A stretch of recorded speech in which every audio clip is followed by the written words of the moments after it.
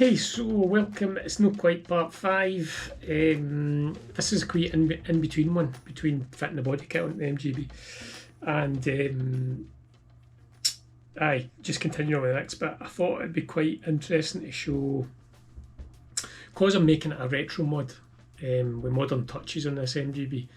I've taken the rear light and 3D scanned it, so as we can reverse engineer the fitting, so that because this was a chrome bumper converted to a rubber bumper converted to a chrome bumper, means the rear valance, when it came up to meet the bottom of the tail light, they'd stuck like a square fog light on. It just didn't look very nice. So I've got a new rear valance to go on with the body kit, and I want to scan the light so that I can fit an LED light onto this back bit, onto where the tail light goes, so it looks pretty cool. So this probably explains it a bit better about the rear light. So this was a rubber bumper model.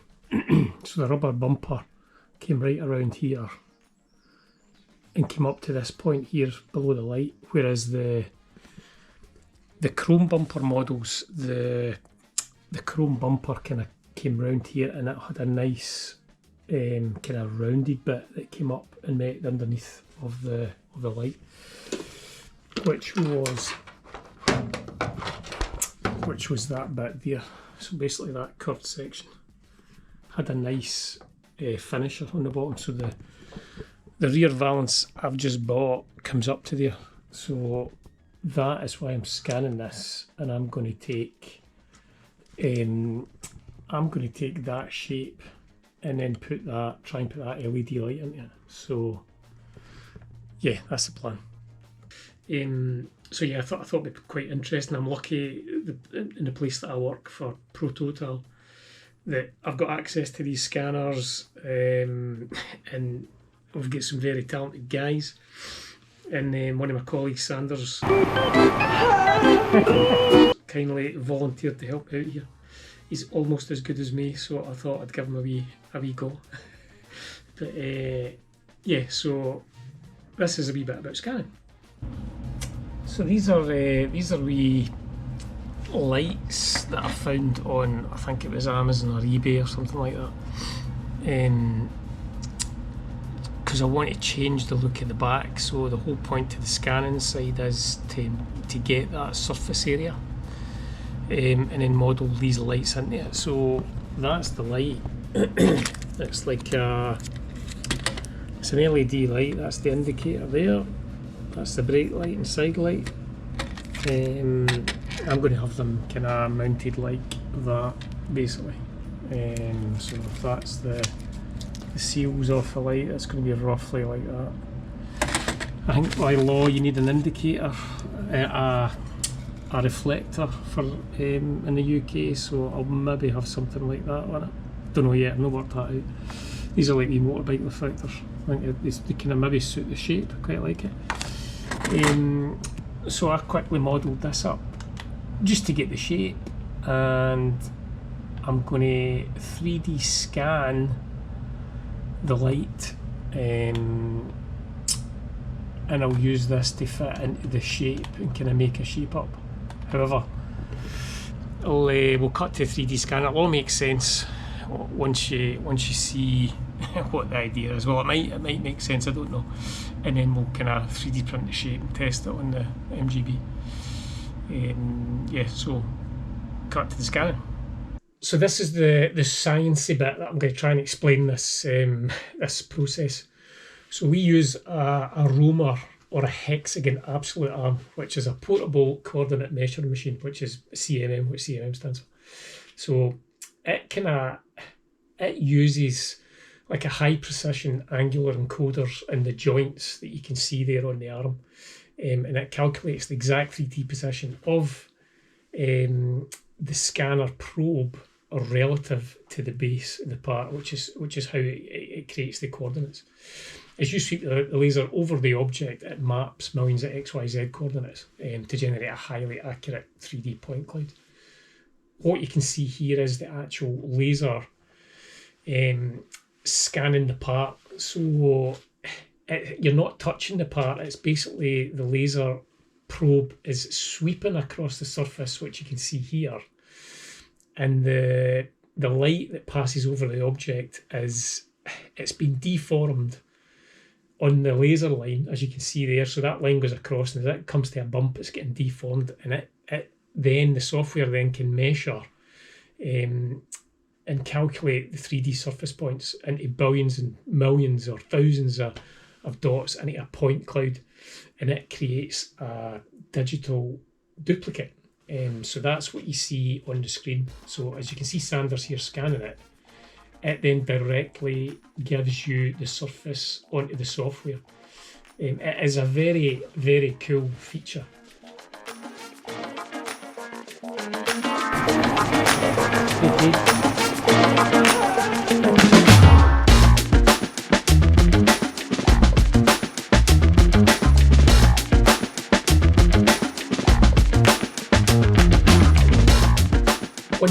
Once the data has been scanned, you then cross over to the studio side of it, and this is where you get the interpretation of what you've just scanned. So that's all the point cloud data from that housing now stored as a mesh file from the point cloud.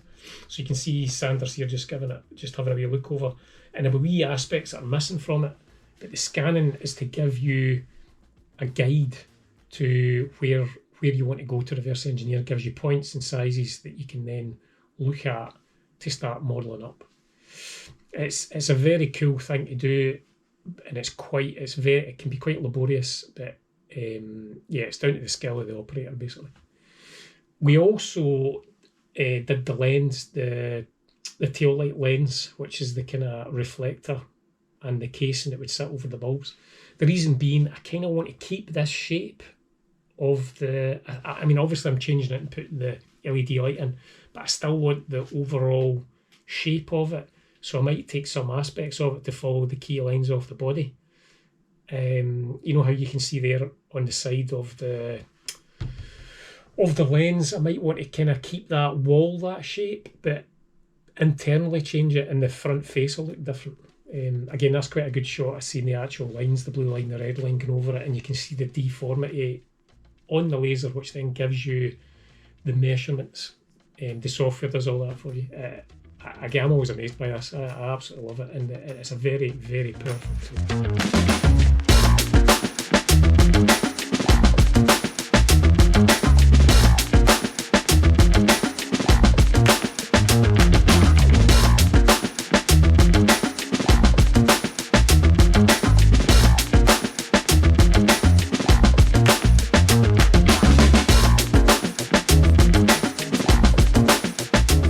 So I had a wee go at scanning as well at this bit.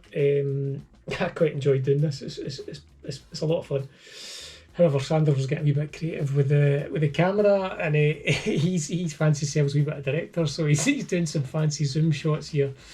It's a lot of fun where we work, and he's a decent guy. But yeah, he was just having a bit of fun here. I still love seeing all this. It's pretty cool.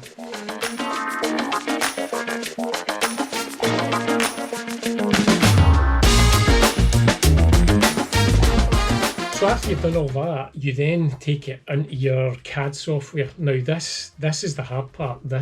Scanning's, it's no hard, but there's a lot of knowledge involved, but this is where the talent really happens. You can only be as good as your file is only going to be as good as the guy that interprets the data. Interpret, is that a word? You know what I'm trying to say. But it's the skill involved of taking that data and then modelling it up to have a very accurate CAD model. So you could have 6 different people work on this and get slightly different results on it.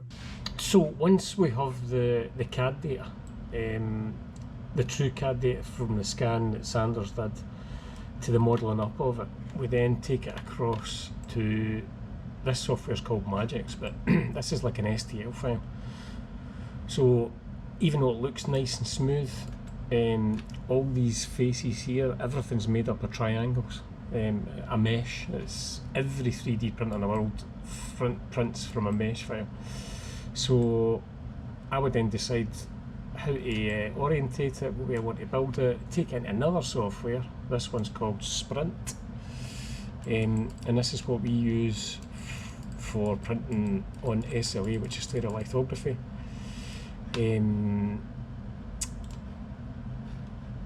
You can see here all these wee dots are what the support structure is, the strategy.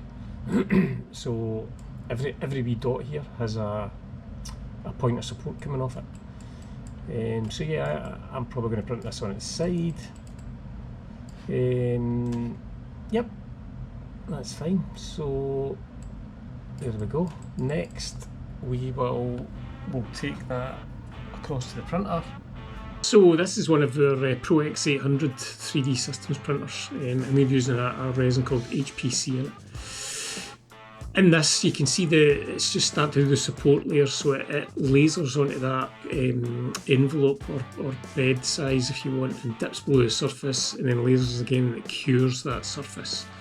Once the support is finished, it goes on to the sweep layers, which you'll see here. The recoater arm is the arm that goes across the bed.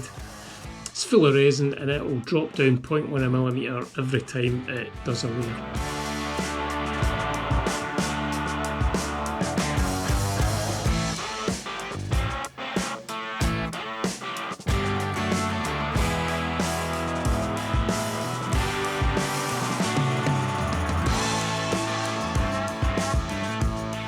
This is the build finished, and you'll see it now coming out of the resin fully formed. It's pretty cool. Always fun to watch that coming out. The bigger the build, the more breathtaking it is as it comes out.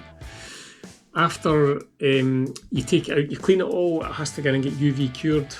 Obviously it's UV curing resin, so that just goes in and bakes it off for a half hour, and then it's ready to use.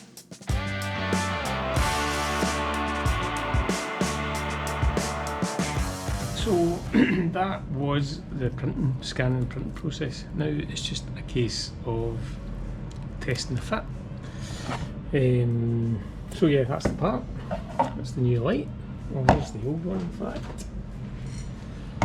So it's still kind of keeping the shape, which I was wanting. It's a lot lower, which is good, and it'll fit this modern LED. So let's see if it fits. There's going there.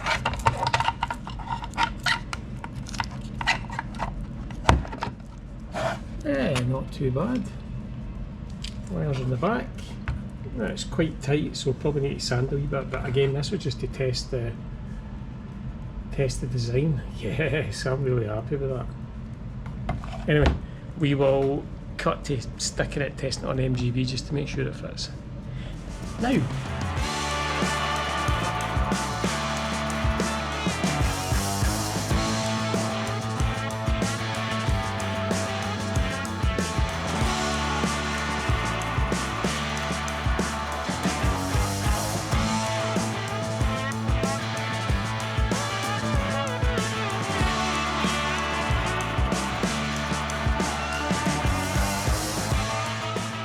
So that's a wee kind of video in between fitting the body kit to the MGB. I thought it was pretty interesting. I mean, that's the kind of stuff I do at work.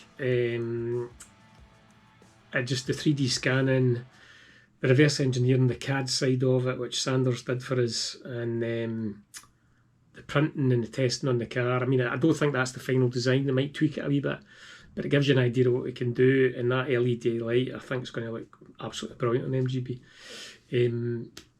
Yeah, I really like the LED light at all. It's just different. It's a proper retro mod look to that car. That kind of modern touches is what I like. Not everyone's taste, but hey, the world would be pretty boring if we all like the same stuff.